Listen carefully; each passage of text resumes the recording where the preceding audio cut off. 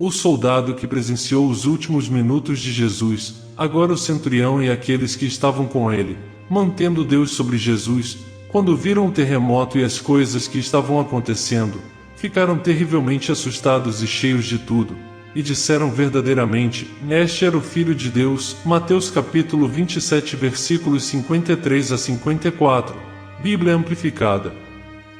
Era trabalho do centurião garantir que a crucificação fosse realizada corretamente e sem complicações. Ele geralmente estava encarregado de 100 soldados. No momento da crucificação, ele era um soldado de carreira, cuja coragem e inteligência o ajudaram a subir na hierarquia. Ele precisava ser um soldado de alta ordem, tanto frio quanto eficiente, para ter sucesso nessa posição. Este homem teve que seguir as ordens de seus superiores. A cena da crucificação de Jesus foi tão notável que até mesmo o endurecido centurião romano reconheceu que este era o Filho de Deus. Esta realização significava que Jesus era inocente do crime pelo qual estava na cruz. O centurião deve ter tido uma mistura de emoções, acabará de perceber que supervisionou a crucificação de um homem inocente. Não eram as palavras sussurradas de um recruta assustado ou as palavras trêmulas de um recruta que era fácil de manipular, eram as conclusões ponderadas alcançadas por um veterano experiente, um homem que viu inúmeros homens sofrerem fins horríveis e era responsável por matá-los. Este centurião estava bem ciente da forte condenação dos líderes religiosos judeus que colocaram Jesus na cruz por blasfêmia. Seu comandante-chefe Pôncio Pilatos havia mantido a convicção de Jesus por fazer essa afirmação, mas o centurião renuncia à condenação e declara a reivindicação de Jesus. Por quê? Porque os argumentos a favor de Cristo eram avassaladores. Devemos lembrar que este homem, sem dúvida, supervisionou muitas crucificações, mas havia algo extraordinariamente diferente nesta execução em particular. O que ele viu? Várias cenas dos eventos da prisão, julgamento e crucificação de Jesus se combinaram em uma declaração convincente. A primeira foi a resposta de Jesus à injustiça que ele foi obrigado a suportar pelas mãos de seus próprios compatriotas durante a prisão e os julgamentos. O sumo sacerdote se levantou e disse a Jesus: você não tem resposta a dar? O que é que estes homens estão testemunhando contra você? Mas Jesus permaneceu em silêncio, e o sumo sacerdote disse a ele: peço que jure por Deus vivo que nos diga se você é o Cristo, o Filho de Deus. Jesus disse a ele: você o disse, e além disso, digo a você que, independentemente do que fizer comigo agora, no futuro você me verá revelado como Filho do Homem, sentado à direita do poder e vindo nas nuvens do céu. Mateus capítulo 26 versículos 62 a 64. Poderia ter sido a resposta de Jesus ao tormento que ele sofreu pelas mãos do centurião e de seus homens. Em seguida, os soldados do governador levaram Jesus ao pretório e reuniram toda a coorte romana ao redor dele. Eles o despiram e colocaram sobre ele um manto escarlate, como o manto de um rei, e depois entrelaçaram uma coroa de espinhos e a colocaram em sua cabeça, e colocaram uma vara em sua mão direita como um cetro, e se ajoelharam diante dele e o ridicularizaram, dizendo: salve, Rei dos Judeus! Eles cuspiram nele e pegaram a vara e o golpearam repetidamente na cabeça. Depois de terminarem de ridicularizá-lo, o despiram do manto escarlate e colocaram suas próprias roupas nele e o levaram para ser crucificado. A Mateus capítulo 27 versículos 27 a 31.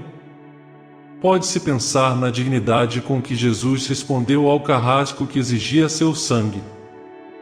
Como uma ovelha em silêncio diante do matadouro, as Escrituras registram nenhuma resposta de Jesus aos gritos da multidão, mas o sumo sacerdote agitou a multidão para que ele libertasse Barrabás em vez dele. Novamente Pilatos respondeu: então, o que devo fazer com aquele que vocês chamam de Rei dos Judeus? Eles gritaram de volta: crucifica-o. Mas Pilatos perguntou-lhes: por quê? O que ele fez de mal? Mas eles gritaram ainda mais: crucifica-o. Então Pilatos, desejando satisfazer a multidão, libertou Barrabás para eles, e depois de ter Jesus açoitado, entregou-o aos seus soldados para ser crucificado. A Marcos capítulo 15 versículos 11 a 15.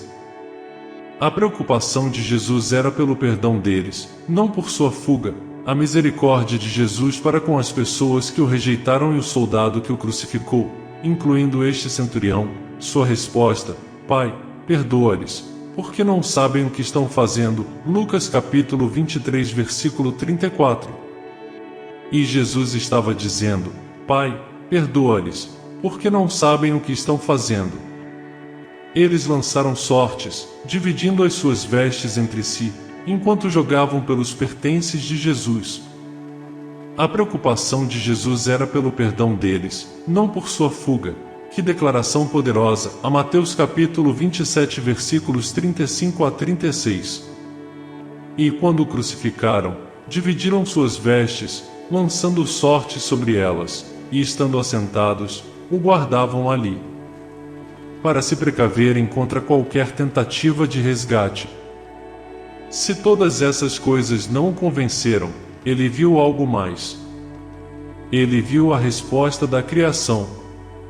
Lemos que houve um terremoto e as rochas se dividiram. A própria natureza foi abalada pela morte do Filho de Deus. Os corações dos homens não responderam aos gritos agonizantes do Redentor moribundo, mas as rochas responderam. As rochas se partiram. Ele não morreu pelas rochas, mas as rochas foram mais delicadas do que os corações dos homens por quem ele derramou seu sangue, o expurgam. Houve uma densa escuridão sobre toda a terra. Agora a escritura foi cumprida. A Amós capítulo 8 versículo 9. Sucederá naquele dia, diz o Senhor Deus, que farei o sol se pôr ao meio-dia e em pleno dia escurecer a terra. As pessoas que frequentemente exigiam de Cristo um sinal do céu, e agora eles tinham um, mas tal sinal significava o cegamento de seus olhos. Neste ponto da tarde, seriam 12 horas e a escuridão continuaria até a 9ª hora, que seria às 15 horas. Esta escuridão sobrenatural apareceu quando o sol estava mais brilhante, porque a lua estava cheia. Não poderia ter sido causada por um eclipse, pois não pode intervir entre a terra e o sol quando está cheia. A rápida intervenção de Deus, sem dúvida, trouxe essa escuridão. O conhecimento astronômico era rudimentar na época. Flávio José também menciona um terremoto, o que alinha sua história de perto com o registro sagrado. A criatura não pôde suportar o erro cometido contra seu Criador, portanto, o sol retirou seus raios para não testemunhar os atos dos ímpios. A escuridão que ocorreu em um momento tão crítico pode significar várias coisas. Primeiro, a escuridão estava associada à antiguidade, ao luto. A escuridão também foi associada à morte de grandes homens. Os leitores gentios e judeus poderiam entender a escuridão como um sinal cósmico que acompanhava a morte de um rei. Além disso, a escuridão era um sinal dos julgamentos de Deus. Os túmulos foram abertos, e muitos corpos dos santos, o povo de Deus, que adormecera na morte, ressuscitaram e saíram dos túmulos. Após a ressurreição de Jesus, entraram na santa cidade de Jerusalém e apareceram a muitas pessoas. A Mateus capítulo 27 versículos 52 a 53. Saindo dos túmulos após sua ressurreição, esses primeiros milagres realizados em conexão com a morte de Cristo foram típicos de maravilhas espirituais que continuarão até que ele volte novamente. Corações endurecidos são quebrados, sepulcros de pecado são abertos, aqueles que estavam mortos em transgressões e pecados são revivificados e saem de entre os mortos e vão à cidade santa, a Nova Jerusalém, o expurgam. Mas observe que foi somente após a ressurreição de Jesus que os ocupantes desses túmulos foram ressuscitados e foram para Jerusalém, onde apareceram para muitos. A Bíblia não diz se esses santos ressuscitados morreram novamente ou foram para o céu com o Senhor Jesus. Claramente, O centurião ficou chocado por testemunhar um evento tão dramático durante as últimas horas de Cristo, especialmente porque ele nunca havia visto algo assim antes. Isso teve um impacto quase imensurável sobre ele. O centurião e seus soldados ficaram muito assustados apesar de terem aprendido a lidar com o medo. Agora estavam experimentando um terror total. Jesus não apenas teve um impacto sobre homens rudes e endurecidos como o centurião romano, mas também teve um impacto sobre as mulheres, inclusive mulheres como Maria Madalena. Maria Madalena era a mulher que antes estava possuída por demônios e que seguia Jesus desde a Galileia. Também havia muitas mulheres lá, observando de longe, que haviam acompanhado Jesus desde a Galileia, servindo-o.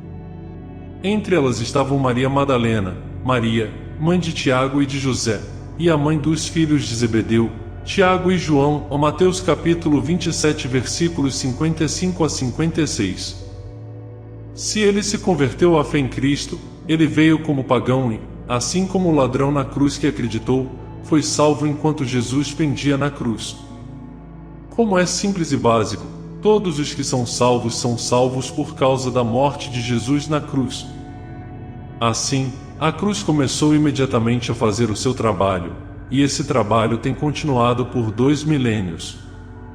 É aquela cruz poderosa e o amor ali demonstrado que move os corações, até mesmo o coração endurecido e cansado de batalhas de um soldado de carreira, da morte para a vida. Um velho ditado diz que o chão é sempre nivelado aos pés da cruz. Era assim no primeiro século, e ainda é hoje. Aos pés da cruz é onde todos, pobres e ricos, encontram terreno nivelado para se ajoelhar e abraçar o Cristo que morreu por eles. Verdadeiramente, este é o Filho de Deus. Ouvimos e acreditamos, a jornada não deve terminar aí. Devemos ter a paixão de conhecê-lo mais profundamente, a Filipenses capítulo 3 versículo 10, para que eu possa conhecê-lo de maneira experiente, tornando-me mais completamente familiarizado com ele, entendendo as notáveis maravilhas de sua pessoa de forma mais completa e, da mesma forma, experimentar o poder de sua ressurreição, que transborda e está ativo nos crentes, e para que eu possa compartilhar a comunhão de seu sofrimento, sendo continuamente conformado interiormente à sua semelhança, até mesmo à sua morte, morrendo como ele. Que esse mesmo desejo arda em nossos corações para que possamos conhecer honestamente aquele que nos amou e se entregou por nós. Não podemos deixar de nos perguntar como o contato com Jesus afetou a vida dos soldados. Eles se tornaram cristãos? O comentário do púlpito relata a tradição de que o nome do centurião era Longino e que ele se tornou um seguidor devoto de Jesus, pregou o Evangelho e morreu como mártir. Isso é apenas uma tradição, não sabemos se isso aconteceu, mas sabemos que a verdade tem um jeito de se apegar ao coração de uma pessoa. A cruz de Jesus tem o poder de mudar o indivíduo. O centurião começou como um oficial romano, supervisionando uma crucificação, mas terminou o dia reconhecendo que Jesus era o Filho de Deus. 1 Coríntios capítulo 1 versículo 18 afirma: pois a mensagem da cruz é loucura, absurda e ilógica para aqueles que estão perecendo e espiritualmente mortos porque a rejeitam. Mas para nós, que estamos sendo salvos pela graça de Deus, é a manifestação do poder de Deus. Mas nós pregamos Cristo crucificado, uma mensagem que para os judeus é uma pedra de tropeço que provoca sua oposição, e para os gentios é loucura, simplesmente um absurdo. Mas para aqueles que são chamados, tanto judeus quanto gregos, Cristo é o poder de Deus e a sabedoria de Deus. A Coríntios capítulo 1 versículos 23 a 24. É a sua vez, que pensamento poderoso! Deus já tomou a iniciativa na salvação, Cristo morreu por você, agora é sua vez. Jesus entregou sua vida para que pudéssemos ter a nossa de volta. Ele morreu como nós para que pudéssemos viver como Ele.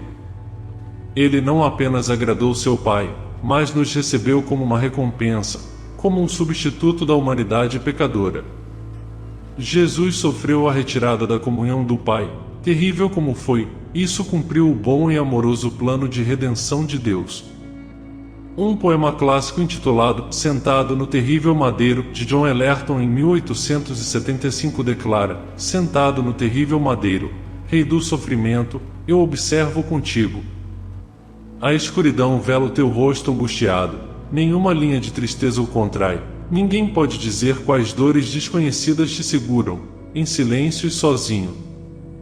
Silencioso durante aquelas 3 horas terríveis, lutando com o mal, abandonado sozinho com o pecado humano.